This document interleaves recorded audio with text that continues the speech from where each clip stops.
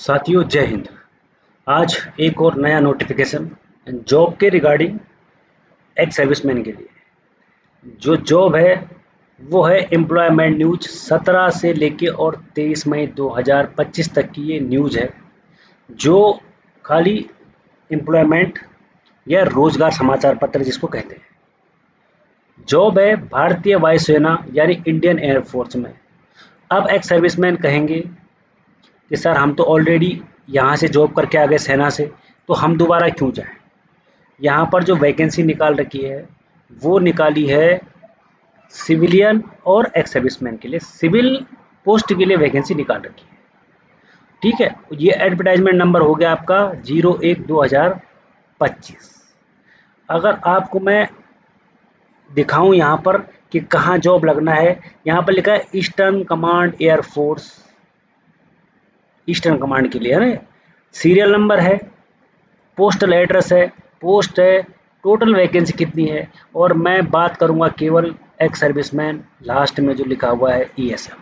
इसके अलावा मैं जनरल, OBC, ST, PWD इसकी बात नहीं करूंगा।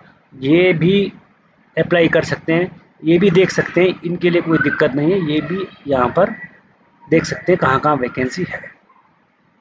सबसे पहले जो वैकेंसी है, सबसे पहले जो पोस्टल ऑर्डर है, क्या आपने कहाँ पर पोस्ट करना है। हाँ, मैं आपको एक बात बताता हूँ भाई, मैं यूट्यूबर नहीं हूँ, कहीं आप सोचे कि यूट्यूबर है, फलाना है, ढिमका है। मैं तो जस्ट आप लोगों को जानकारी देने के लिए, क्योंकि 2-3 साल हम भी काफ़ी भटके थे जॉब के लिए, तो इसलिए मुझे लगा कि यार अगर मेरे पास समय है नौकरी के बाद, और अगर मेरे को बताने में कोई भी हर्ज नहीं हो रहा है ना। मैं आपको बताता हूँ कि जो पहले बोलते थे हमारे चैनल को लाइक शेयर सब्सक्राइब सब करना, वो मैं एक्चुअली आप मेरे वीडियो में कभी आप देखोगे भी नहीं कि करना है कि नहीं करना है। मैं कहीं बोलता भी नहीं, मेरा काम है आपको जानकारी देना। अगर आपको जानकारी सही लगे फिर भी ठीक है, और अगर नहीं लगे तो फिर भी आगे बढ़ते जाना है, जैसे आपकी इच्छा है।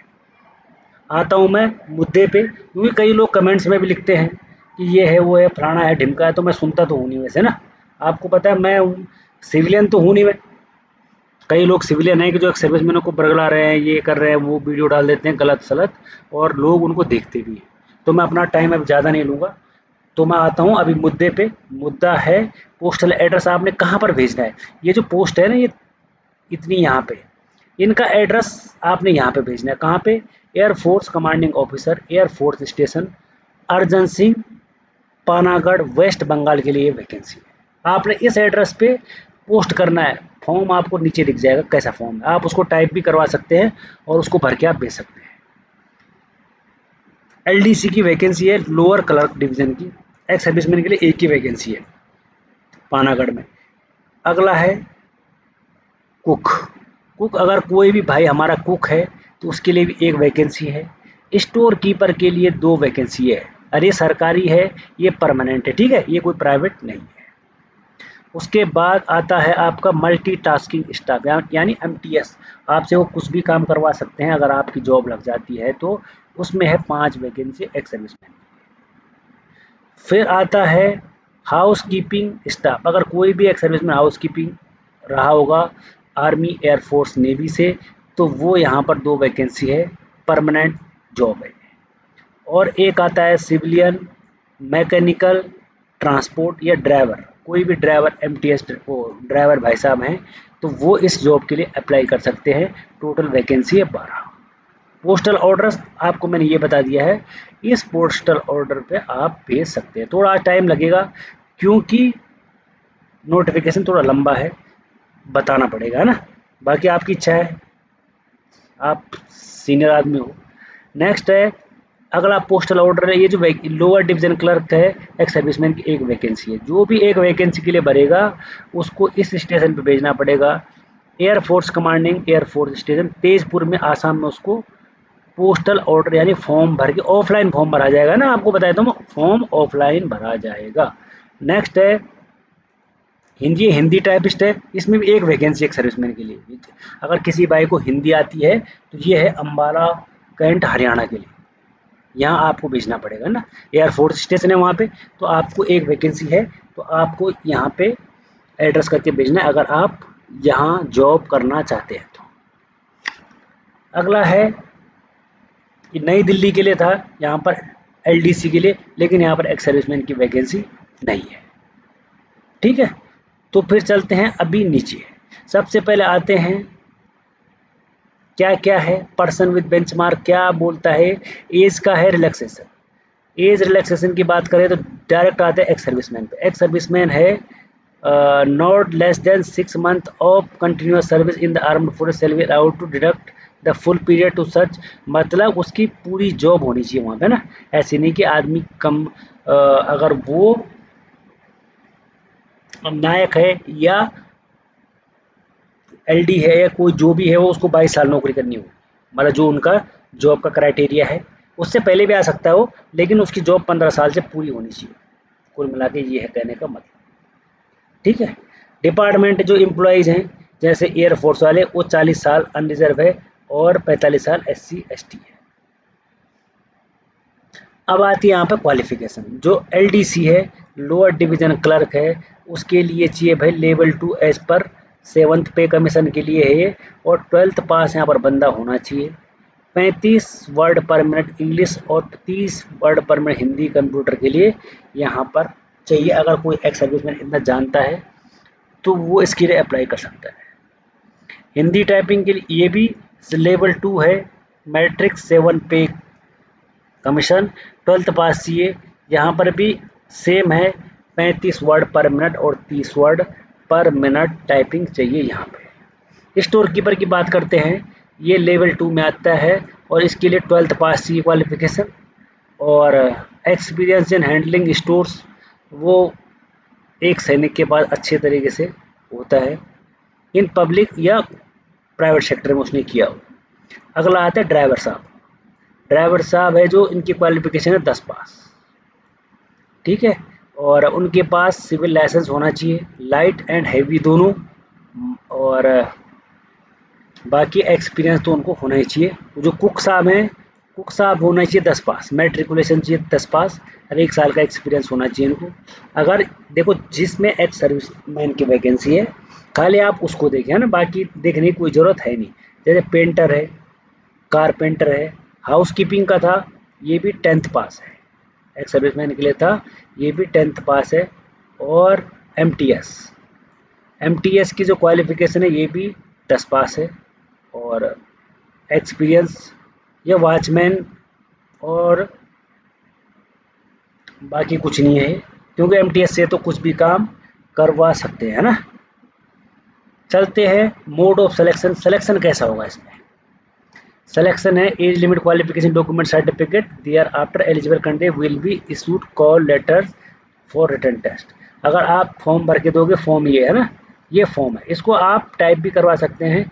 इसको आप अगर भर के देते हो तो तब इसके बाद आपके लिए कॉल लेटर आएगा एग्जाम देने के लिए। क्या क्या है? The eligible candidate will be required appear written test. The written test will be based on minimum education qualification. और सिलेबस फॉर रिटन एग्जाम के लिए क्या रहेगा? एलडीसी के लिए हिंदी टाइपिंग, जनरल यानी रीजनिंग, इंग्लिश, मैथ्स और जीके। ये है क्लर्क के लिए, एलडी के लिए, मतलब एलडीसी के लिए, टाइपिस्ट के लिए। एमटीएस हो गया, और जो भी हाउस कीपर हो गया, उनके लिए है रीजनिंग, न्यूमेरिकल, मैथ्स और इंग्लिश और जीके। और बाकी for all other trade post के लिए सेम है सिलेबस। पेपर होगा तो होगा भाई, है ना। उसके बाद the marking system will be as under. Written test होगा 100% वेटेज, मतलब 100% 100 क्वेश्चन होंगे, और प्रैक्टिकल टेस्ट भी होगा, ये क्वालिफाइंग होगा, इसके मार्क्स नहीं जुड़ेंगे। अगला है short listed candidates are being original certificate copies, मतलब जो शॉर्ट लिस्ट हो जाएंगे वो अपना ओरिजिनल कॉपी ले आएंगे। अब देखते हैं कब से फॉर्म भर सकते हैं। इसकी डेट कब से है? इसकी डेट देखो आप, 17 से 23 मई है, तो इस दिन इसका नोटिफिकेशन आया था, और ये 30 दिन तक वैलिड है। देखो इसमें लिखा है the last date for receipt application from 30 days, कि मतलब 1 महीने का टाइम है। तो यानी कितने तारीख को आया है? ये आया था 17 तारीख को, तो 17 जून तक इसकी लास्ट डेट हो जाएगी। उससे पहले आपको ये फॉर्म भेजना पड़ेगा। देखो यहाँ पर लिखा है with in 30 days from the publication of the advertisement employment news रोजगार समाचार पत्र। इस रोजगार समाचार पत्र में उन्होंने अगर जो आपको भेजा है, आपको तो आज मिल रहा है ना, तो 17 तारीख से लेकर 17 जून तक आपको ये भेजना पड़ेगा। ठीक है। बाकी यहाँ पर लिखा हुआ है कि आपने क्या क्या भेजना है। यहाँ पर एक्स सर्विसमैन के लिए लिखा है all document support education qualification technical person with disability experience. आपको सर्टिफिकेट सब ले जाना पड़ेगा। अब एक्स मैन के लिए देखते हैं क्या है। In case ex serviceman self attested photocopy of discharge book is to be submitted along the application. Application के साथ उनको फोटो कॉपी देनी पड़ेगी डिस्चार्ज बुक की। ठीक है। बाकी इसमें एक्स सर्विसमैन के लिए बाकी तो कुछ है नहीं।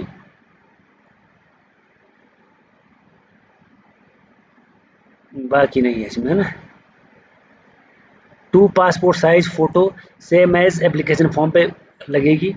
वो यहाँ पे देखो, एक यहाँ पे लग जाएगी और एक यहाँ पे लग जाएगी। वो जब मैं फॉर्म पे आऊँगा तो फिर मैं आपको बता दूंगा।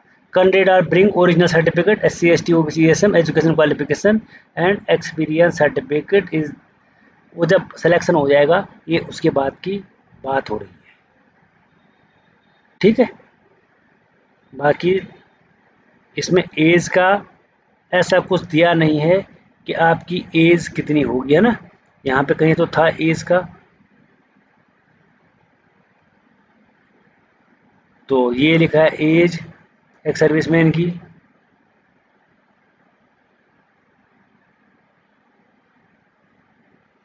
एज रिलैक्सेशन एक सर्विसमैन के लिए तो होता ही, वैसे 18 से 25 साल है एज। ठीक है।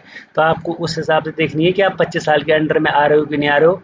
कि अगर मान लिया जाए आप रिटायर आए हो 17 साल करके और आपकी एज अब 40 साल है, तो आपने 40 में से 17 को माइनस करना है। कितना हो जाएगा 23। और 23 में आपने 3 और माइनस करना है तो 20 साल। तो आप इसके लिए एलिजिबल हो जाओगे। ये होता है माइनस करने का तरीका। एज का मेन है इसलिए एज और लास्ट डेट। बाकी इसमें सैलरी क्योंकि सरकारी है, सैलरी का कोई लेना देना नहीं होता। सैलरी एज पर वहाँ उनके हिसाब से सैलरी होती है इसमें। ठीक है। और बाकी इसमें आता है फॉर्म। मेन आता है फॉर्म। अब फॉर्म की बात आती है, ये है फॉर्म।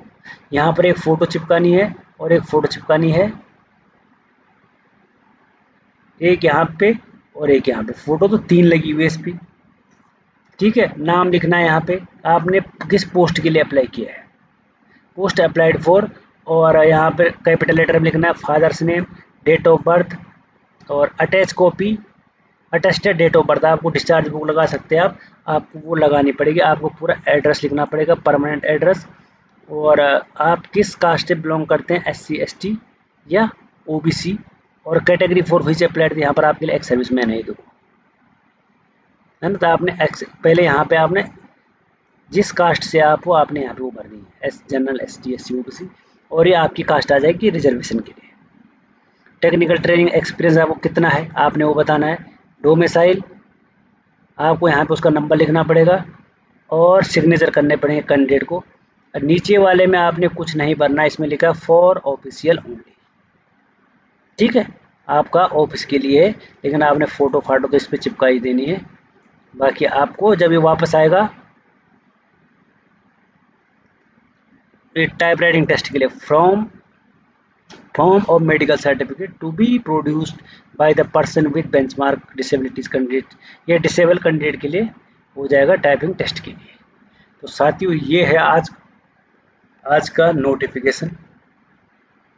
देखना आप इस नोटिफिकेशन को, इस पे वाटर मार्क भी लगा है एयरफोर्स का, देखो। ठीक है। आप इसकी ऑफिशियल वेबसाइट पे भी जा सकते हैं www.employmentnews.government.in। आप इस नोटिफिकेशन को आप इंटरनेट पे भी सर्च कर सकते हैं। अगर आपको लगता है गलत होगा, फेक है, फर्जी है, तो आप इसको ज़रूर सर्च करें। और अगर होता है तो फिर मत करें फिर। तो ये था आज का नोटिफिकेशन। तो फिर मिलेंगे एक और नई अपडेट के साथ। तब तक के लिए जय हिंद, थैंक यू और धन्यवाद।